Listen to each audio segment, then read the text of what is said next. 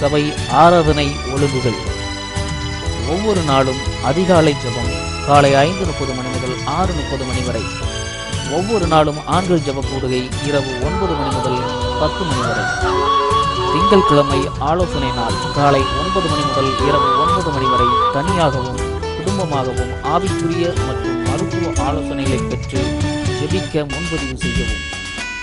செவ்வாய்க்கிழமை இந்திய தேசத்திற்காய் விசேஷ ஜெபம் காலை 10 மணி முதல் 1 மணி வரை.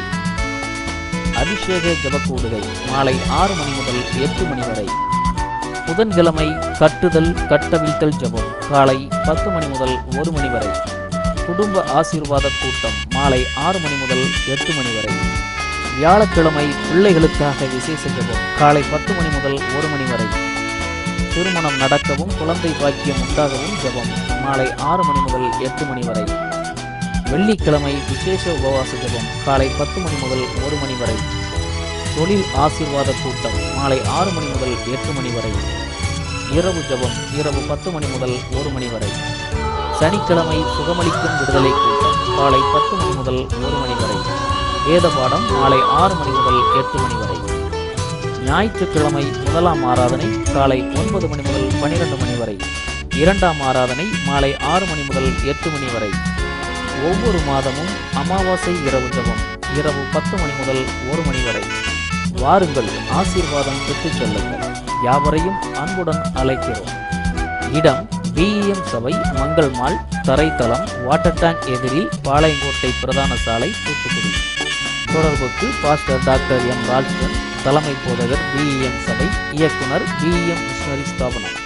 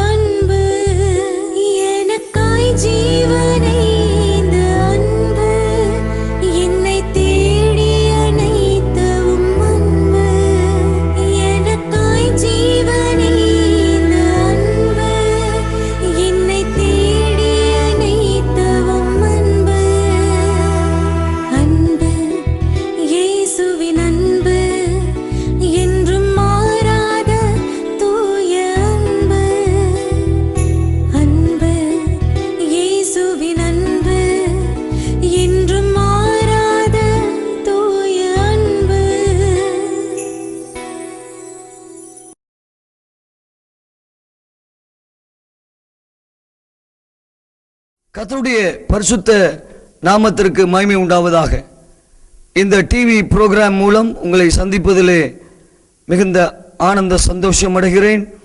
கர்த்தர் தாமே உங்களையும் உங்கள் குடும்பத்தையும் பிள்ளைகளையும் அளவில்லாமல் ஆசீர்வதிப்பாராக. தொடர்ச்சியாக நாம் வேத வசனங்களை பார்ப்பதற்கு முன்பதாக ஜெபிக்கலாம். பரிசுத்தமும் மகா இரக்கமும் உள்ள எங்கள் பிதாவே, ஆசீர்வதிக்கப்பட்ட இந்த நாளிலே இந்த டிவி நிகழ்ச்சியை பார்த்து கொண்டிருக்கிற ஒவ்வொருவருக்காய் ஜெபிக்கிறேன். விசேஷமாய் ஆண்டவரே, திக்கு வாய் உடையவர்களுக்காய் ஜெபிக்கிறேன். தெளிவாக தொடர்ந்து பேச முடியவில்லையே என்று இருக்கிற மனவேதனையோடு இருக்கிற ஒவ்வொருவருக்காய் ஜெபிக்கிறேன். ஒவ்வொரு பிள்ளைகளுக்காய் ஜெபிக்கிறேன். திக்கு வாய உடைய ஒவ்வொரு பிள்ளைகளுக்காய் ஜெபிக்கிறேன். எந்த ஒரு தடையுமின்றி தெளிவாய் பேசத்தக்கதாக இப்பொழுதே அவர்களுடைய நாவை நீர் தொடும்படிக்கு ஜெபிக்கிறேன். இயேசு கிறிஸ்துவினுடைய இரத்தத்தை இப்பொழுது அந்த நாவிலை பூசுகிறேன். வலிவி போகிற மனதை உடையவர்களை ஆண்டவரே தொட்டு நிலைப்படுத்தும், சீர்படுத்தி நிலைப்படுத்தும் கல்வி மானின் நாவை நீர் கொடுக்கும்படிக்கு ஜெபிக்கிறேன். எழுந்து பிரசங்கிக்கத்தக்கதாய், எழுந்து உம்முடைய வார்த்தைகளை சொல்லத்தக்கதாய் ஆண்டவரே நாவை தொடுவீராக. இயேசு கிறிஸ்துவின் நாமத்தினாலே, இயேசு கிறிஸ்துவின் இரத்தத்தினாலே தெளிவாக தங்கு தடையின்றி பேசத்தக்கதாக ஆண்டவரே உம்முடைய அபிஷேகம் நாவிலே இறங்கும்படிக்கு ஜெபிக்கிறேன். பேசுவது நீங்கள் எல்லாம் உங்களில் இருக்கிற பிதாவின் ஆவியானவர் சொன்னீரே, அப்படியாக பேசத்தக்கதாய் இயேசுவின் நாமத்தில் கிருபைகள் உண்டாவதாக. ஆண்டவரே உம்முடைய பிள்ளைகளுக்கு அப்படிப்பட்ட கிருபைகள் உண்டாகும்படிக்கு இப்பொழுதே ஜெபிக்கிறேன். எல்லா தடைகளையும் உடைக்கிறேன். வார்த்தைகளை வாயிலே வைப்பேன்னு சொன்னீரே, இயேசு கிறிஸ்துவின் நாமத்தினாலே நான் உன் வாயிலே அருளிய வார்த்தைகள் என்று சொன்னீரே, அந்த வார்த்தைகளை உன் சந்ததியின் மேலும் உன் சந்ததியினுடைய சந்ததியின் மேலும் வைப்பேன்னு சொன்னீரே. இயேசுவின் நாமத்தில் அந்த வார்த்தையினாலே, வாக்குத்தத்தத்தினாலே ஒவ்வொருவரையும் இப்பொழுது ஆசீர்வதிங்க. ஆண்டவரே, நான் என்னுடைய வார்த்தைகளை உன் வாயிலே அருளி என் கரத்தின் நிழலினாலே உன்னை மூடி மறைக்கிறேன் என்று சொல்ல வாக்குத்தத்தத்தின்படி ஒவ்வொருவரையும் மூடி மறைத்துக் கொள்ளும். வார்த்தைகளை வாயில வைங்க. இயேசுவின் நாமத்தினாலே வார்த்தைகளை வாயில வைங்க. என்னுடைய கனமிடத்திலே போய் எப்படி பேசுவேன் என்று ஜெபிக்கிறவர்களுக்கு வார்த்தையை கொடுங்க. மனைவியிடத்தில் என்ன வார்த்தையை சொல்வேன், பெற்றோரிடத்தில் என்ன வார்த்தையை சொல்வேன் என்று ஜெபிக்கிறவர்களுக்காய் வார்த்தைகளை கொடுங்க. வேலை பார்க்கிற இடத்திலே மேல் அதிகாரிகளுக்கு என்ன பதில் சொல்வேன் என்று இருக்கிற ஒவ்வொருவருக்காய் ஜெபிக்கிறேன். ஏற்ற உத்தரவு சொல்லத்தக்கதாய் கிருபைகள் உண்டாகட்டும். ஏற்ற நேரத்தில் சொல்லப்பட்ட வார்த்தை வெள்ளி தட்டில் வைக்கப்பட்ட பொற்பழங்களுக்கு சமானம் என்று சொல்லப்பட்டிருக்கிறது. அப்படிப்பட்ட கிருபைகள் ஒவ்வொருவருக்கும் உண்டாகும்படிக்கு ஜெபிக்கிறேன். சமுதாயத்திலே தைரியமாய் நின்று உம்முடைய சுவிசேஷத்தை பிரசங்கிக்கத்தக்கதாய், சொல்லத்தக்கதாய் ஒவ்வொருவருக்கும் ஆண்டவரே வார்த்தைகளை கொடுங்க. ஒரு பரிசுத்த தைரியத்தை கொடுங்க. நீங்க அப்படியே ஒவ்வொருடைய நாவையும் தொட்டு நீங்க ஆசீர்வதித்து உம்முடைய நாமத்திற்கு நீங்க பயன்படுத்துகிறதுக்காய் நன்றி. இயேசுவின் மூலம் பிதாவே, ஆமென். கர்த்தருடைய பரிசுத்த நாமத்திற்கு மகிமை உண்டாவதாக. இந்த டிவி புரோகிராம் மூலம் உங்களை நான் சந்திப்பதிலே மகிழ்ச்சி அடைகிறேன். தொடர்ச்சியாக உங்கள் மத்தியிலே குடும்ப சாபங்களை குறித்தும் அதிலிருந்து விடுதலை பெறும் வழிகளை குறித்தும் உங்களோடு கூட நான் பேசி வருகிறேன். குடும்ப சாபங்களிலிருந்து இயேசு கிறிஸ்து நம்மை விடுவிக்கிற ஒரு தேவனாய் இருக்கிறார். இயேசு கிறிஸ்து சிந்திய இரத்தம் இன்றைக்கும் வீண் போகவில்லை. ஆபேலுடைய இரத்தத்தை காட்டிலும் மிகவும் அதிகமாய் நன்மையானதை பரிந்து பேசுகிற இயேசு கிறிஸ்துவின் இரத்தம் உங்களுக்கும் எனக்கும் உண்டு என்பதை நாம் அறிந்திருக்க வேண்டும். உபாகமத்தின் புஸ்தகம் 28வது அதிகாரத்திலே 18வது வசனத்திலே கற்பத்தின் கனியும் நிலத்தின் கனியும் மாடுகளின் பெருக்கமும் ஆடுகளின் மந்தைகளும் சபிக்கப்பட்டிருக்கிற ஒரு நிலையை குறித்து குடும்ப சாபங்களாக இங்கே மோசே எழுதுகிறதை பார்க்க முடியும். குடும்ப சாபங்களில் ஒன்று திருமணம் முடிந்த பிறகு குழந்தை பாக்கியம் இல்லாத ஒரு நிலை. இதற்கு பல காரணங்கள் இருக்கிறது. முதலாவது, ஒரு மனைவிக்கு குழந்தையற்ற ஒரு நிலை உண்டாகிற ஒரு காரியம். கர்ப்பப்பையிலே அதாவது இனப்பெருக்க உறுப்புகளில் ஒன்றாகிய கர்ப்பப்பை, அதோடு சேர்ந்த அந்த ஃபல்லோப்பியன் டியூப்ஸ் என்று சொல்வார்கள், அதோடு கூட சேர்ந்த மற்ற எத்தனையோ காரியங்கள் வருகிறது. ஒட்டுமொத்தமாக அந்த ரீப்ரொடக்டிவ் ஆர்கன்ஸ்ல வரக்கூடிய சாபங்களை குறித்து வேதவசனம் நமக்கு சொல்கிறது. இது நிமித்தம் கருமுட்டைகள் ஏற்ற காலங்களிலே அங்கு ரிலீஸ் ஆகி கர்ப்பப்பையை வந்து அடைய முடியாத நிலை இருக்கிறதுனாலே குழந்தை பாக்கியம் இன்றைக்கு அநேகருக்கு இல்லாது இருக்கிறது. ஹார்மோனல் இம்பேலன்ஸ், அங்கே சுரப்பிகள், சர்ரத்திலே சுரப்பிகள் சரியாக சுரக்காததினாலே, அந்த உடலில் ஏற்படுகிற மாற்றங்களினாலே, அந்த ஹார்மோன்ஸ் குறைவுபடுவதினாலே குழந்தை பாக்கியம் இல்லாத நிலை உண்டாகிறது. கருமுட்டைகள் சினை அடைவதும் கருமுட்டைகள் ரிலீஸ் ஆகி கர்ப்பப்பையை வந்து சேர்வதும் இல்லாத தடைபடுகிற ஒரு காரியம் இன்றைக்கு சாபமாக இருக்கிறதை பார்க்க முடியும். கர்ப்பப்பை நோய்கள் எல்லாம் சாபத்தின் அறிகுறிகளாகவே இருக்கிறது. கர்ப்பப்பையில் வரக்கூடிய ஃபைப்ராய்ட்ஸ், கர்ப்பப்பையின் அந்த தசைகளுக்குள்ளே வரக்கூடிய மயோமாஸ், இன்னும் சொல்ல போனால் பாலிசிஸ்டிக் ஓவரிஸ், நீர்க்கட்டிகள் என்று சொல்வார்கள். அந்த கர்ப்பப்பையினுடைய அந்த வால், கர்ப்பப்பையினுடைய அந்த சுவர் தடித்து போகிற ஒரு நிலை, பல்கி யுட்ரஸ் என்று சொல்வார்கள். இதெல்லாம் பல வியாதிகளாக வந்து சேர்கிறது. இது கர்ப்பப்பைகளே வியாதிகளாக வருகிறதுனாலே அங்கே ஒரு குழந்தை பாக்கியம் உண்டாகாத நிலை, கன்செப்ஷன் ஆக முடியாத ஒரு நிலை இருக்கிறது. இது குடும்ப சாபங்களில் ஒன்றாக இருக்கிறதை நீங்கள் பார்க்க முடியும். எனக்கு அருமையான தேவஜனமே, இது பெண்களுக்கு சம்பந்தப்பட்ட ஒரு காரியமாய் இருக்கிறது. ஒன்று, கர்ப்பப்பை சம்பந்தப்பட்ட நோய்களிலே அதிகமான இரத்தப்போக்கு, எண்டோமெட்ரியோசிஸ் என்று சொல்வார்கள். இப்படி பலவிதமான வியாதிகள் கன்செப்ஷன், குழந்தை பாக்கியம், கருதரிப்பதை தடை செய்கிறதை நீங்கள் பார்க்க முடியும். அதே போல் ஆண்களை எடுத்துக்கொள்வீர்கள் என்றால் வீரியமற்ற தன்மை, இம்பட்டன்ஸ் என்று சொல்வார்கள். இது குடும்ப சாபங்களில் ஒன்றாக இருக்கிறது. ஆகவே வீரியமற்ற தன்மையும் இந்த கர்ப்பப்பை நோய்களும் குழந்தை பாக்கியம் இல்லாத ஒரு நிலைக்குள் தள்ளிவிடுகிற நிலை, கனி அற்ற ஒரு நிலையை தான் குடும்ப சாபங்களில் ஒன்றாக வருகிறதை குறித்து வேதம் நமக்கு தெளிவாக சொல்கிறது. கனியற்ற நிலை குடும்ப சாபத்தில் வருகின்ற ஒரு அறிகுறி என்பதை கவனிக்க வேண்டும். ஆனாலும் கூட இந்த கனியற்ற நிலையை இயேசு கிறிஸ்து முற்றிலும் மாற்ற முடியும். கர்ப்பப்பை நோய்களை இயேசு கிறிஸ்து குணமாக்க முடியும். கர்ப்பப்பை நோய்களுக்கு காரணம் யேசபேலின் ஆவிகள் என்பதை அறிய வேண்டும். யேசபேலின் ஆவிகள் கர்ப்பப்பைகளுக்குள்ளே உட்கார்ந்து கொண்டு பல விதமான வியாதிகளை உண்டு பண்ணி கருதரிப்புகளை தடை செய்து பல விதங்களில் கிரிகளை நடப்பிக்கிறதை நீங்கள் பார்க்க முடியும். அந்த ஆவிகளை எல்லாம் இயேசு கிறிஸ்து இன்றைக்கு துரத்தி கர்ப்பப்பை வியாதிகளை குணமாக்கி ஒரு ஆரோக்கியமான ஒரு குழந்தையை பெற்றெடுப்பதற்கு உங்களுக்கு கிருபை செய்வார்.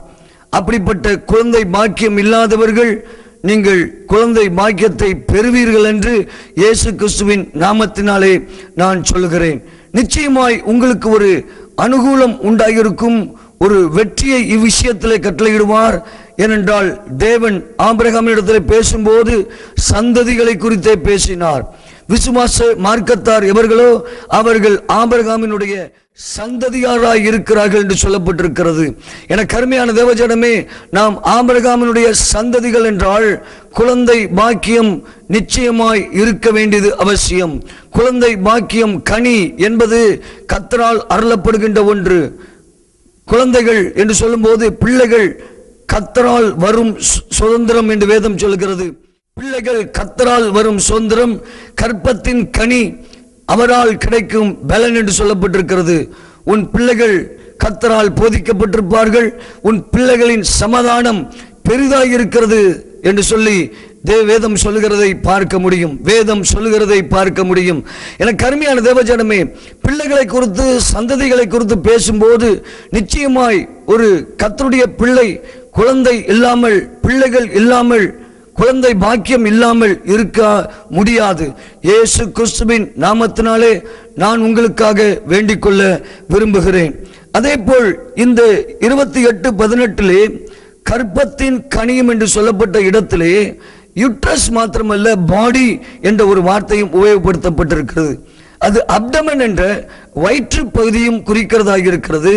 வயிற்று பகுதிகளுக்குள்ளே வருகிற சகல வியாதிகள், அதாவது கருதரிப்புகளை தடை செய்கிற வயிற்றுக்குள் இருக்கிற எல்லா விதமான வியாதிகளும் கூட அங்கே குணமாகிறது என்பதை வேதம் சொல்கிறது.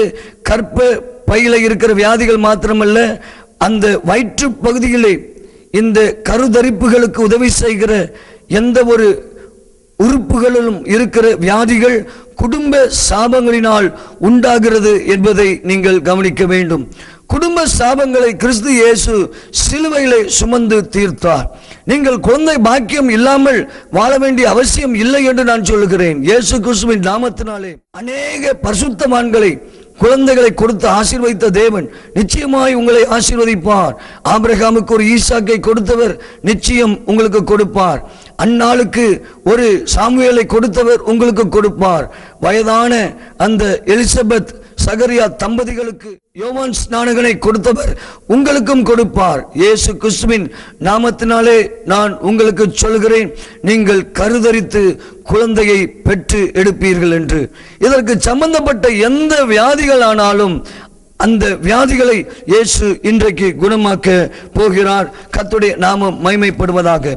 குடும்ப சாபங்களில் இன்னொன்று உபாகமம் 28:30 இருக்கிறது. அதிலே வாசித்து பார்க்கும்போது, பெண்ணை உனக்கு நேமிப்பாய், வேறொருவன் அவளுடன் சயனிப்பான். இது ஒரு குடும்ப சாபத்தில் ஒன்றாக வருகிறதை பார்க்க முடியும். என்னவென்றால், திருமணம் ஆன பின்பு உண்டாகிற விவாகரத்துக்கள், குடும்பத்தில் உண்டாகிற பிரிவினைகள், கணவன் மனைவி பிரிந்து வாழுதல், குடும்பத்திலே விவாகரத்து உண்டாகுதல் குடும்ப சாபங்களில் ஒன்றாக இருக்கிறது. ஒருவேளை பிரிக்கப்பட்ட ஒரு குடும்பமாக உங்களுடைய குடும்பம் இருக்கலாம். இந்த டிவி நிகழ்ச்சியை ஒருவேளை நீங்கள் அப்படி பார்த்து கொண்டிருக்கலாம். ஆனால் ஆண்டவராகிய இயேசு கிறிஸ்து சிலுவையிலே உண்டு பண்ணின சமாதானத்தினாலே உங்கள் குடும்பத்திற்குள்ளே இருக்கிற பிரிவினைகளை அகற்றி ஒரு ஏக சிந்தையும் ஏக ஒரு மனதையும் கொண்டு வந்து உங்களுக்கு சமாதானத்தை கட்டளையிடுவார். இந்த இயேசு கிறிஸ்துனுடைய நாமத்தின் பேரில் விசுவாசம் உள்ளவர்களாய் இருங்கள் என்று நான் உங்களுக்கு சொல்லுகிறேன். கர்த்தருடைய நாமம் மகிமைப்படுவதாக. எனக்கு அருமையான தேவஜனமே, பெண்ணை நேமிப்பாய், அதாவது திருமணத்தை குறிக்கிறது. வேறொருவன் அவளுடன் சயனிப்பான் என்று சொல்வது பிரிந்து போகுதல், குடும்பங்களில் உண்டாகிற விபச்சாரம், வேசித்தன பாவங்கள், இது நிமித்தம் குடும்பங்கள் பிரிந்து போகிற நிலைகள், இவைகள் எல்லாம் சாபத்தின் அறிகுறிகளிலே வருகிறதை நீங்கள் பார்க்க முடியும்.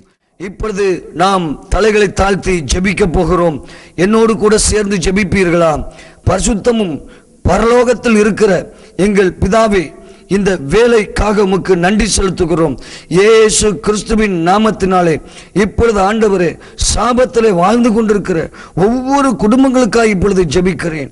இயேசுவின் நாமத்தில் பாரத்தோடு ஜெபிக்கிறேன். அவர்கள் மீது உம்முடைய வல்லமை இறங்கட்டும். இப்பொழுது ஆண்டவரே, எந்த ஒரு குறிக்கோளும் இல்லாமல், எந்த ஒரு லக்கம் இல்லாமல், நோக்கமும் இல்லாமல் வாழ்கிற ஒவ்வொருவரையும் இப்பொழுது தொடும்.